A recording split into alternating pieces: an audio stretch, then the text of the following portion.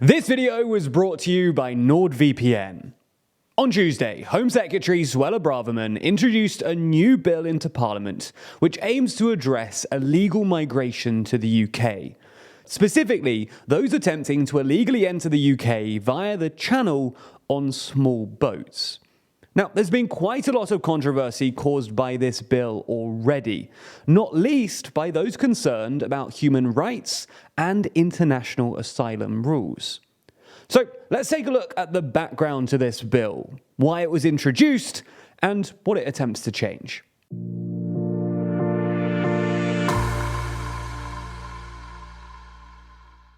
To understand this bill, you need to understand a bit about the UK's so-called small boats crisis. Basically, since the 90s, asylum seekers have been coming to the UK from the European continent, mostly from France. While a significant minority of asylum seekers actually enter the UK legitimately before later claiming asylum, the majority simply cross the Channel in some way or another. Now, originally, these people mainly came via trucks, ferries, or even the Eurostar. However, over time, both the UK and French governments have stepped up their security, with stuff like patrols, fences, and heat sensors. Ultimately, this discouraged asylum seekers from using trucks or trains, which is why, since about 2020, more and more asylum seekers arrive in the UK via small boats crossing the English Channel. Now, this is a problem for a few reasons. For starters, the Home Office just doesn't have the resources to process all of these claims. And as such, there's now a massive backlog of about 160,000 claims waiting to be processed. And the British state just doesn't have the capacity to hold all of these asylum seekers. So they've resorted to either cramming them into illegally small processing centres or booking out hotels and filling them with migrants. And this has become a real political headache for the Conservatives, who generally like to act tough on immigration, because many of their voters don't like the sight of migrants turning up in small boats or staying in nice hotels. As such, successive Conservative governments have paid a lot of attention to the crisis. And in a speech at the start of this year, Prime Minister Rishi Sunak even outlined that stopping small boats was one of his 5 key priorities for the entire country. To get a sense of scale here, in 2022, more than 45,000 people came to the UK via the Channel in small boats. Although the government has predicted that the real figure here should be closer to 60,000. It's also worth pointing out that the Refugee Council analysed these figures and found that at least 60% of those who made the crossing will be recognised as official and legitimate refugees. Nonetheless, last year the Home Secretary introduced the Nationalities and Borders Act. Announcing the then bill, the then Home Secretary, Priti Patel, said that anyone who arrives illegally will be deemed inadmissible and either returned to the country they arrived from or a safe third country. And this actually sounds very similar to what the current Home Secretary, Suella Braverman, had to say about the bill earlier this week. They will not stop coming here until the world knows that if you enter Britain illegally, you will be detained and swiftly removed. Yeah. Removed back to your country if it's safe, or to a safe country, a safe third country like Rwanda. Now, according to the government, the Nationality and Borders Act, introduced last year, attempted to address the asylum seeker problem by essentially giving the government more power to send people back. And one of the ways it did this was by creating 2 categories of refugees. Group 1 are those who have come to the UK directly from a country or territory where their life was threatened and they have immediately presented themselves to authorities. All other refugees are categorized as Group 2. Basically, with this system in place, the authorities could treat the groups differently, most notably treating them differently on the amount of time they are allowed to spend in the country. So that's what the most recent legislation on refugees changed. But let's move to discussing what the new illegal migration bill sets out to do. Fundamentally, this new bill changes the way that the UK's asylum system works. Under the new bill, anyone arriving in the UK illegally will no longer have the right to claim asylum, and the government will now have the power to simply remove them to a safe third country without even having to process their asylum claim. The government has also been given the power to detain asylum seekers for 28 days without bail. And if the individual has not been removed from the country by the 28th day, only then will they be given bail. And incredibly, in the explanatory notes of the bill, the government argues that the emphasis will be placed on the Secretary of State's opinion as to whether the time period of detention is reasonable, rather than leaving that determination to the court.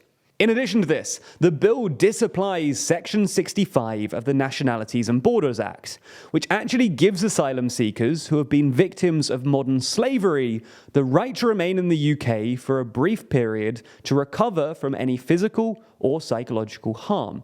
In her speech explaining the bill to the Commons, Braverman demonstrated why this was in the bill, stating that modern slavery rules are being abused to block removals.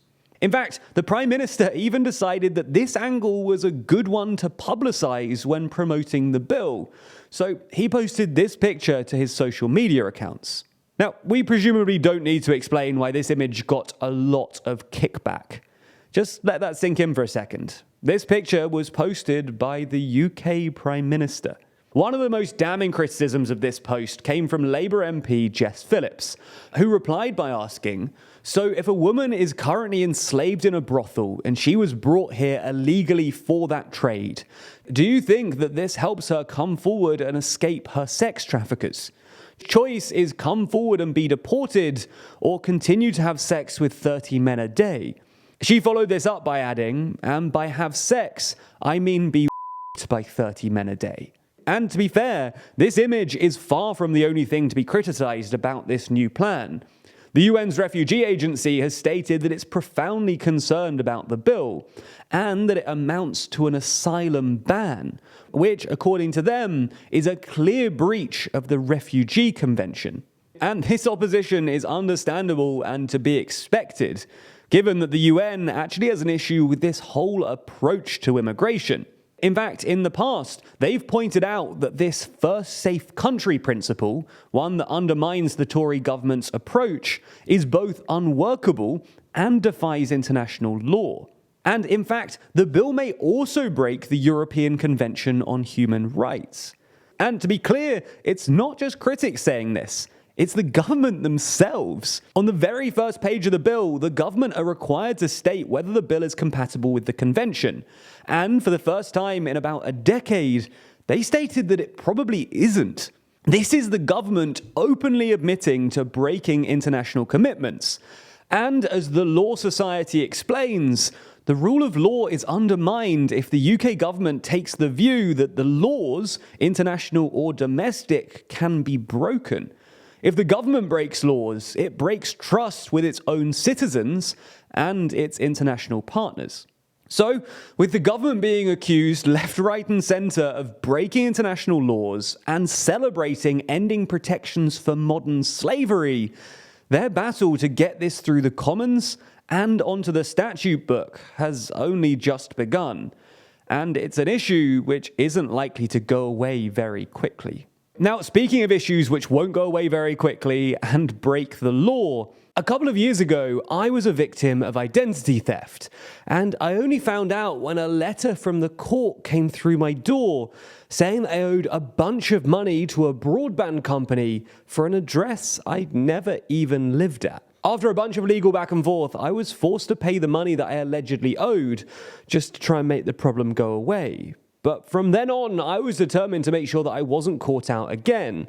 And as such, I took a number of steps, including signing up for NordVPN. Now, you surely already know that NordVPN is the world's fastest virtual private network. But you might not know that they have a whole suite of threat protection features too.